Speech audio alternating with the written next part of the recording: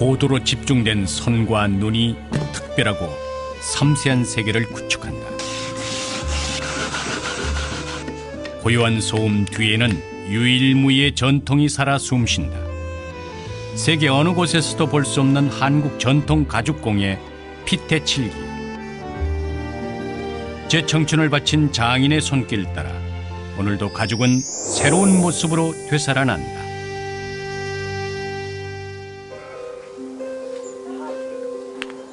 인류가 시작된 이래 가장 오래된 기술 가죽 가공.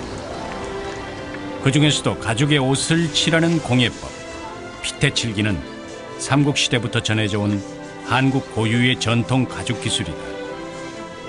자칫하면 맥이 끊겨 사라져버릴 뻔했지만 박성규 명장의 손에서 다시 태어났다. 칠피공예라고도 하고 피테칠기라고도 하죠, 요즘. 옷 칠자에 가죽 피자를 써서 흔히 칠피라 불리는 피테칠기는 나무 위에 자개를 박아 만드는 낮은 칠기의 상감 기술이 사용되지만 그 바탕은 다르다. 나무의 기본 뼈대를 가죽으로 감싸고 옷칠을 한 뒤 그 위에 여러 가지 기법으로 장식하는 칠피는 우리나라 고유의 기술이다.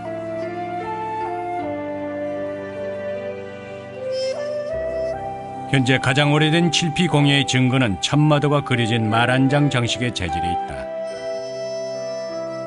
또한 영화 명량에서 이순신 장군의 갑옷의 모태가 된 서해 유성룡 선생의 갑옷 역시 칠피 공예의 대표적으로 손꼽는다.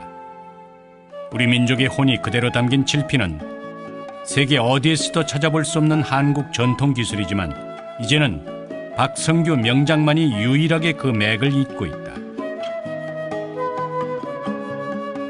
유물 재현한 걸 대개 좀 될 거고 문화상품 뭐 이런 거는 한 1000여 점 되지 않을까. 그렇게. 끊어진 전통 문화의 맥을 다시 이은 박성규 명장. 그의 손을 거친 작품들은 옛것을 고스란히 재현해낸 것이 많다. 이거는 국세암 제작을 한 거거든요. 그래서 칠갑 상어 껍질을 붙여서 단단해요. 이 개인의 아이디어로 만드는 게 아니고 옛날 유물이 요 문양이 그대로 있어요. 그래서 실측해가지고 작업을 했기 때문에 유물 재현품이에요. 근데 이제 이렇게 보시다시피 굉장히 독특하잖아요. 문양 자체가 입체적으로 돼 있는데 이것도 저기 전라북도 그 원광대학교에 있는 원광 박물관에 이게 유물이 있어요. 요 무늬의 이름은 연화문 당초예요. 가죽이 특성상 부드럽기 때문에 밑에 조각을 하고 그 가죽을 뒤로 밀어서 올린 거거든요. 그래서 입체적으로 보이게 제작했어요.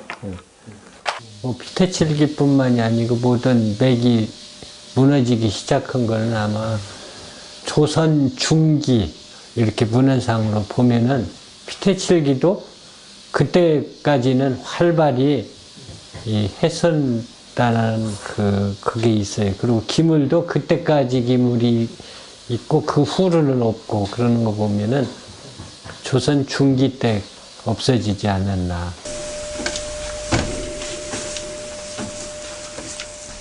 알아주는 이 없더라도 묵묵히 자신의 길을 걸어온 박성규 명장. 그는 요즘 가죽 갑옷 재현에 정성을 기울이고 있다. 가죽으로 만든 갑옷이에요. 이게 보기 더 힘든. 가볍고 철제 이상각에 단단하고 사실은 몇백 년이 가도 강도가 이렇게 존재하고 있다는 거는 옷이라고 만나지 않으면 이렇게 강도가 없거든요. 그래서 가죽에 옷이 많이 침투가 돼서 굳어졌다는 소리지. 천년을 간다는 도려옷.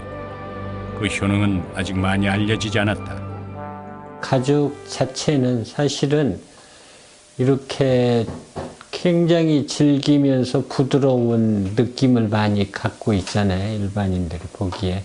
오칠을 거기다 같이 혼합을 해서 가미를 함으로써 이제 가죽의 수명이 엄청 연장이 되는 이런 역할을 하는 거죠. 네. 찾는 이 하나 없어도 쉴 새 없이 작업하는 박성규 명인. 그런 작업에 비해 돌아오는 대가는 너무도 보잘것없지만 그렇다고 쉽게 멈출 수도 없는 일이다. 여기는 뭐 그냥 작업장이에요. 원래 작업장이고 보통은 10시간 이상 하죠. 매일같이 여기 이 자리에서. 자택을 개조해 만든 작업장.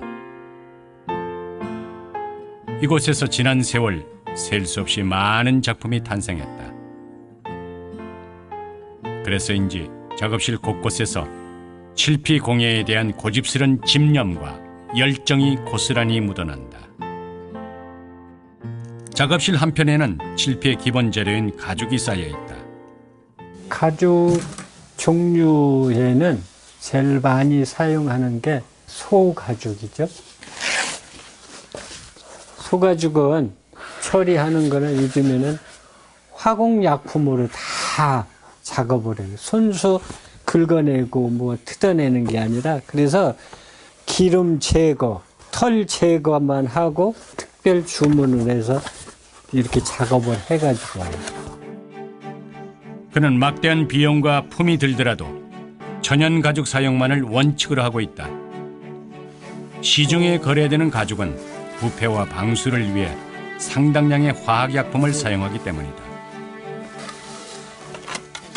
철갑상어 가죽이 이렇게 생겼어요. 자연산 철갑상어 가죽을 공예품으로 가공할 수 있는 사람은 오직 박성규 명장뿐이다. 이거는 이제 그 산거에서 가죽을 벗겨가지고 기름 제거도 안 하고 한 거를 그대로 말렸기 때문에 이렇게 딱딱하고, 우리 전통적으로 우리나라에서 깊이 사용한 거는 왕실에서 옥새함이라고 해서 왕의 도장을 만들어 놓는 함을 만들었어요. 자른다든가 구멍을 뜬다든가 하기가 어려워요. 그래서 우리나라뿐만이 아니라 전 세계적으로도 만드는 사람이 없다라는 거죠.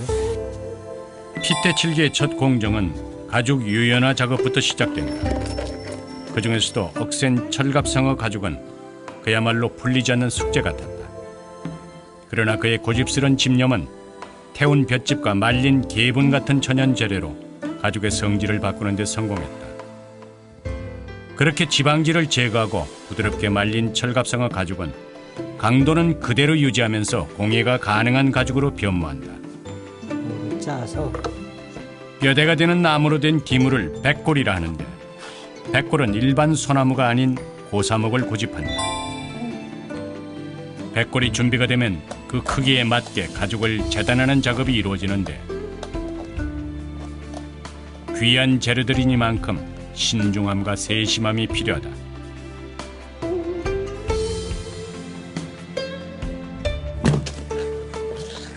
또 공기하고 접촉하면 이게 구부러지는 성질이 있어가지고 자꾸 이렇게 꼬여요. 민어 부리를 갈아서 끓인 어교에 악여와 옷을 섞어 천연 접착제로 만든다. 그렇게 만든 풀을 잘라낸 가죽에 발라 기물에 붙인다. 재료부터 시작해서 작업 방식 하나하나까지 혼자 힘으로 깨우쳐온 박성규 명장. 전수해줄 스승은 없었지만 오롯이 제 힘으로 몇백 년 전의 전통 방식을 기적처럼 재현해냈다. 붙어있지, 그렇지 않으면 자꾸 떠요. 이게 다 붙은 것 같아도 옛날에는 물론 하시는 분이 계셨으니까 제가 그때 당시 태어났으면 스승이 계셨으리라고 믿지만 그 중간에 없어진 거잖아요. 조선 중기까지도 한 기록이 있어요. 지금도 역시 전 세계적으로 이렇게 가죽에다가 오칠을 하고 오칠로 문양을 하고 나전을 박는 기능은 없어요. 전 세계적으로. 네. 세계 유일무이한 전통이라는 자부심이 오늘날까지 그를 쉬지 않게 만들었다. 이거는 57 원액이요. 온나무 한 나무에서 옷 채취량이 연간 150g이요. 칠피공예의 맥이 일찍 끊어져 버리면서 수수께끼로 남게 된 옷 배합의 비밀. 그는 수십 년을 그 비밀에 몰두했다. 오칠이 천년을 간다는 도료라고 그렇게 이야기를 해요. 가죽이 굉장히 약한 데다가 이거를 혼합을 해는 거지, 쉽게 말하면. 생명력이 그만큼 연장돼서 좋다라는 거지. 옷질 중에서도 초칠은 배합 비율이 가장 중요하다. 보통 6대4의 비율로 섞는데 기물에 잘 흡수시켜 얼룩이 생기지 않도록 찌꺼기를 걸러주는 것이 중요하다.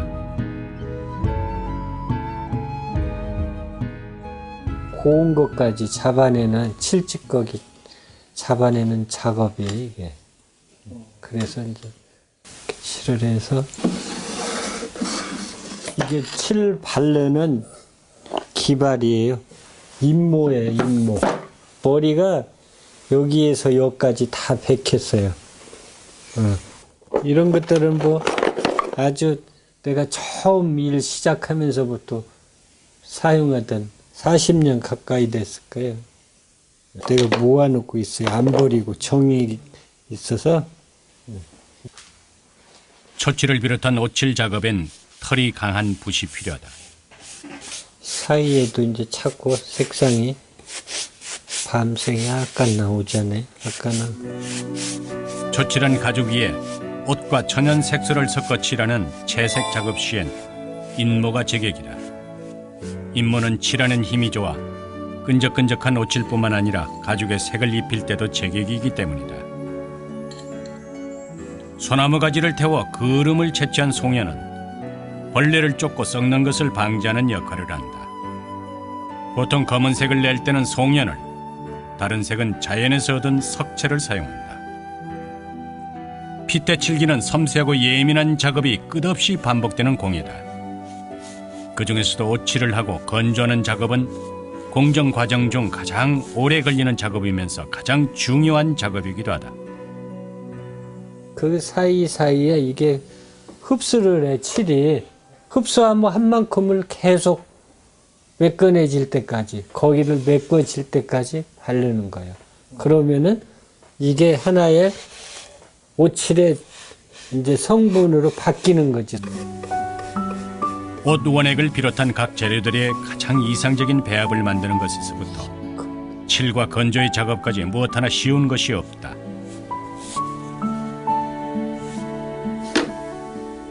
한편으론 단순해 보이지만 공정 하나하나마다 박성규 명장이 지난 40년간 혼자서 흘려온 땀과 눈물, 지혜가 서려 있다.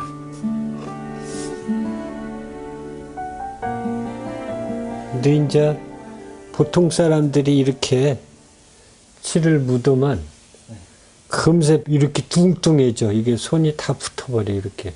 처음에는 뭐 우리 집 식구들 다 많이 올랐죠. 옷칠이 끝나고 나면 작업실 안에 위치한 건조장에서 본격적인 건조 작업이 이루어지는데 적정 온도와 습도를 유지하는 게 관건이다. 그 처음에는 뭐래도 해보라고 그래서 간 것이 일반 농방이었잖아요. 한 17살 때였지, 그러니까. 지금 보면은 낮은 7기예요.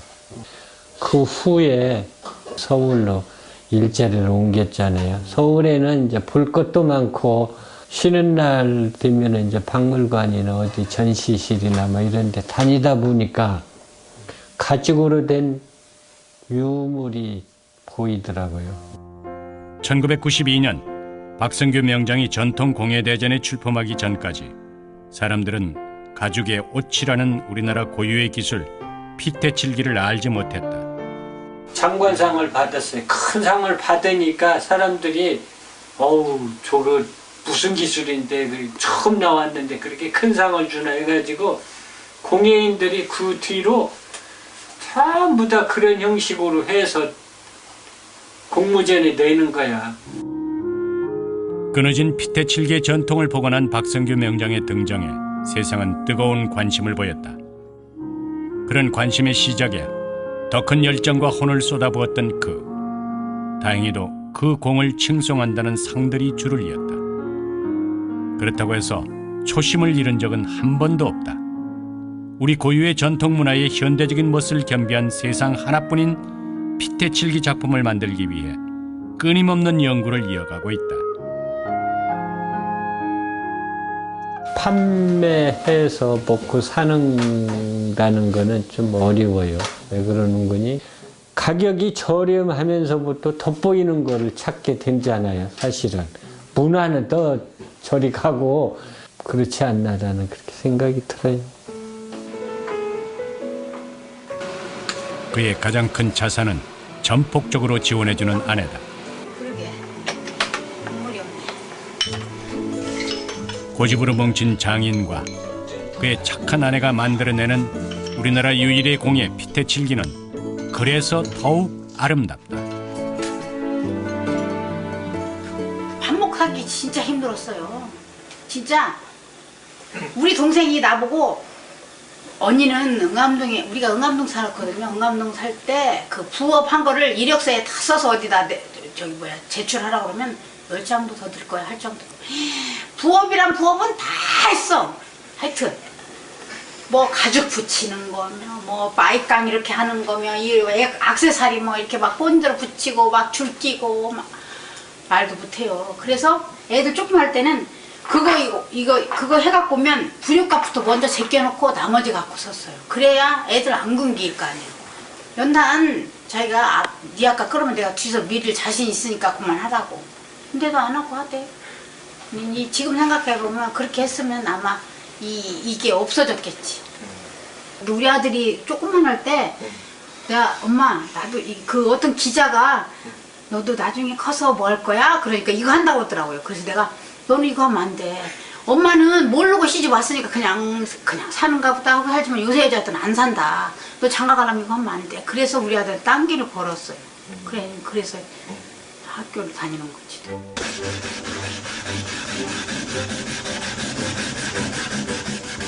이제 한숨 돌리는가 싶었더니 또다시 작업이 이어진다. 마지막 상치를 끝낸 상태에서 이루어지는 광내기 작업이 그것이다. 가죽의 표면을 부드럽게 만들기 위해 고운 입자의 사포로 사포질을 해준다.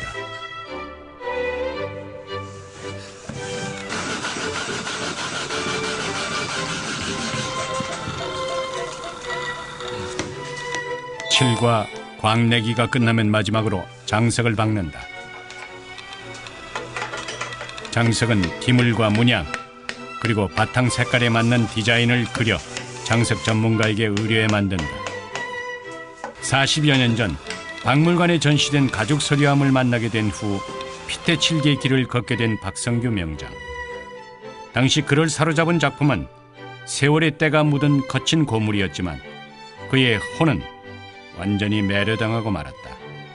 그리고 그 순간부터 가죽을 다루는데 온 청춘을 바쳤다. 이거 만든 거에 수명을 따지자면 아마도 수백 년은 쓰지 않을까 이렇게 생각을 해요. 여러 가지 조건을 봐서.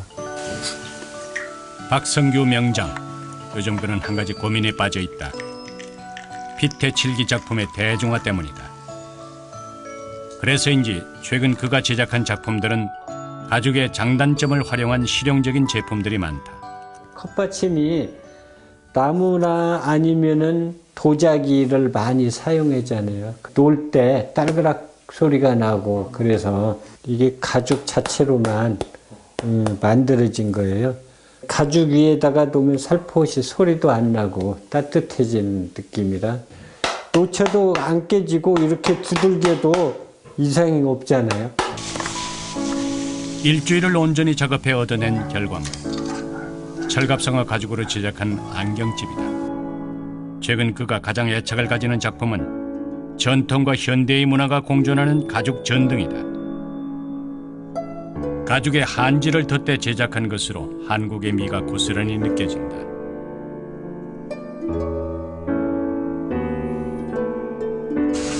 긴 역사를 자랑하는 오칠은 동양에서 애용해온 도료다. 전통 목재 기물에 발라왔으니 가죽에 바른다고 뭐 별다른가 생각할 수도 있겠으나 가죽에 오칠하는 기법은 의외로 까다롭다. 그 까다롭고 정밀한 기법은 이제 우리 민족 박성규 명장의 손에서만 꽃피울 수 있다.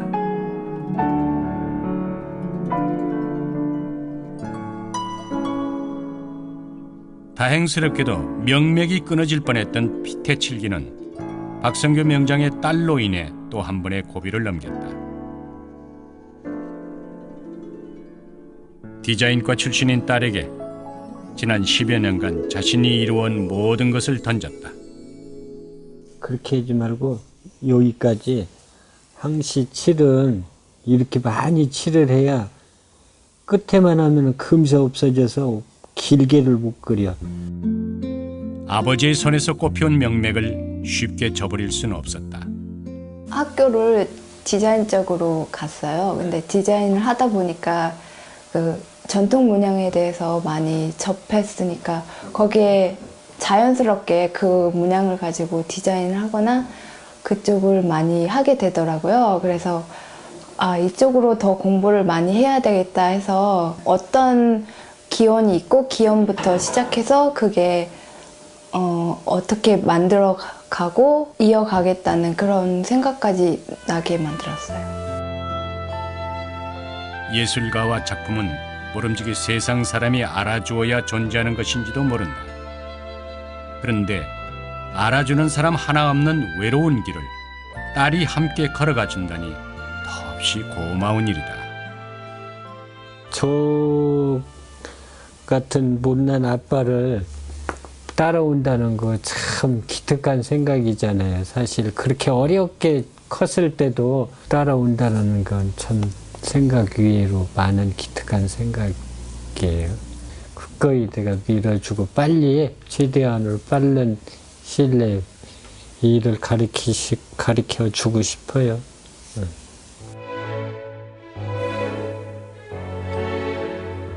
그는 아무것도 없는 현실에 좌절하지 않고 언젠가는 알 수 있으리라는 희망을 포기하지 않았던 것처럼 전통 계승의 끈도 이어지리라는 희망을 놓지 않았다.